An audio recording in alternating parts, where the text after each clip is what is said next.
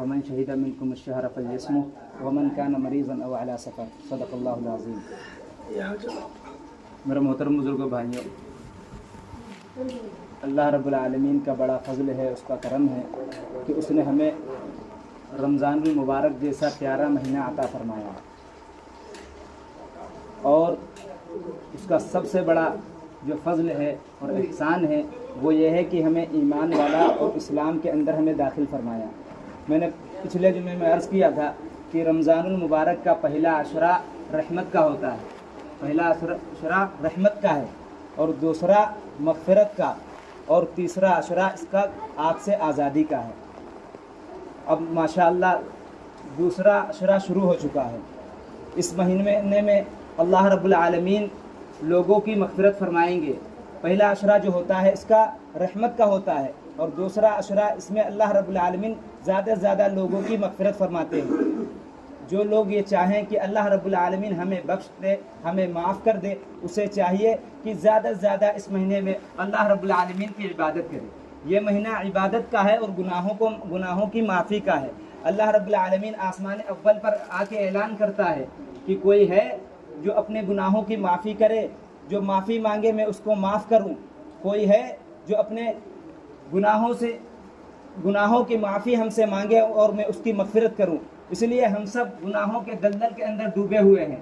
ہمیں اور آپ کو چاہیے کہ اس مہینے میں اپنی بخشش کرا لے۔ حضرت جبریل علیہ السلام نے ایک مرتبہ دعا فرمائی کہ اللہ وہ شخص ہلاک ہو جائے جو رمضان المبارک کا مقدس مہینہ پائے اور اس میں اپنی مغفرت نہ فرمائے، جو اپنے مغفرت نہ کرا سکے۔ رسول اکرم صلی اللہ علیہ وسلم نے آمین فرمائی۔ اللہ رب العالمین نے ہماری زندگی میں رمضان المبارک کا مہینہ عطا فرمایا ہے۔ وہ یہ چاہتا ہے، وہ یہ ہماری بخشش چاہتا ہے، وہ ہمیں معاف کرنا چاہتا ہے اور ہمیں جنت کے اندر داخل کرنا چاہتا ہے، لیکن ہم اور آپ نہیں چاہتے ہیں۔ رمضان المبارک کے مہینے کے اندر ایک اچھا خاصا طبقہ ہے جو روزے نہیں رکھتا، نماز تراویح نہیں ادا کرتا، گویا کہ وہ انکار کر رہا ہے کہ ہمیں بخشش نہیں چاہیے، ہمیں اللہ کی معافی نہیں چاہیے، ہم وہ دیکھیں گے جو بعد میں ہوگا، ہم بعد میں دیکھیں گے۔ اللہ رب العالمین نے اتنا بڑا فضل فرمایا کہ اس نے رمضان المبارک کا پیارا مہینہ ہم سب کی زندگی میں عطا فرمایا۔ بہت سے لوگ ہمارے ساتھ پچھلے رمضان المبارک میں تھے، ابھی 2-4 مہینہ پہلے تھے لیکن چلے گئے۔ ہماری زندگی میں اللہ نے کرم فرمایا، ہمیں رمضان المبارک کا مقدس مہینہ عطا فرمایا، لیکن آج ہم اور آپ اس کی قدر نہیں کرتے۔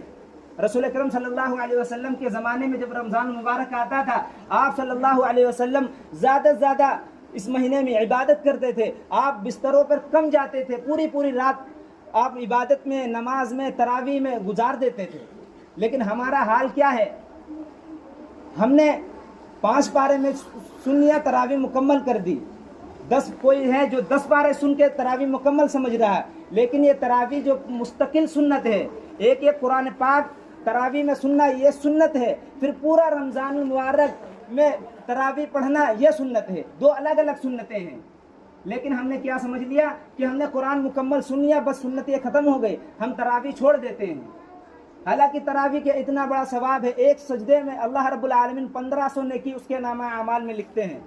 یہ نیکیوں کی قدر ہمیں اس وقت معلوم ہوگی جب ہم اللہ رب العالمین کے بارگاہ میں حاضر ہوں گے۔ ہمیں ایک نیکی جب ہمارے پاس نہیں ہوگی، ایک نیکی کی قدر اس وقت ہم جانیں گے۔ آج یہ مہینہ مقدس مہینہ ہے، اللہ رب العالمین اس مہینے میں اگر کوئی نفل ادا کرتا ہے، سنت ادا کرتا ہے، اللہ رب العالمین اسے فرض کے برابر ثواب دیتے ہیں۔ جو فرض ادا کرتا ہے اللہ رب العالمین اسے 70 گنا بڑھا کر دیتے ہیں۔ اللہ کے عطا میں، اللہ کے دین میں کوئی وہ نہیں ہے، اللہ رب العالمین کی عطا میں کوئی روک ٹھاک نہیں ہے۔ اللہ رب العالمین نے قرآن مجید کے اندر فرمایا وَلِلَّهِ خَزَائِنُ السَّمَاوَاتِ وَالْأَرْضِ وَلَكِنَّ الْمُنَافِقِينَ لَا يَفْقَهُونَ، کہ اللہ رب العالمین کے پاس تو خزانے ہیں، ہر چیز کے خزانے ہیں، لیکن یہ منافق لوگ سمجھتے نہیں ہیں۔ اللہ رب العالمین نے قرآن مجید کے اندر فرمایا یا ایھا الذین آمنوا کتب علیکم الصیام، اے ایمان والو جب رمضان المبارک کا مہینہ تمہاری زندگی میں آئے، تمہیں چاہیے کہ تم روزہ رکھو، تم تراویح پڑھو، تم اپنے گناہوں کی مجھ سے معافی چاہو۔ اس لیے ہم سب گناہوں کے اندر ڈوبے ہوئے ہیں، ہمارے چلنے میں گناہ، ہمارے اٹھنے بیٹھنے میں گناہ، ہمارے دیکھنے میں گناہ، ہم گناہوں کے دلدل کے اندر ڈوبے ہوئے ہیں۔ یہ رمضان المبارک کا مہینہ جو اللہ نے ہمیں عطا فرمایا ہے، یہ صرف اس لیے عطا فرمایا، وہ ہمیں معاف کرنا چاہتا ہے، وہ ہمیں بخشنا چاہتا ہے، لیکن پھر بھی ہم کتنا سست ہے۔ آج مسجدوں کے اندر ماحول کیا ہے؟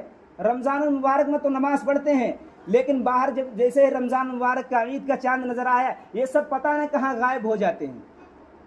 جس طرح نماز رمضان المبارک کے اندر فرض ہے، اسی طرح رمضان المبارک کے علاوہ مہینوں میں فرض ہے۔ اللہ رب العالمین نے اسلام کی جو بنیادی چیزیں ہیں، 5 چیزیں رکھی ہیں۔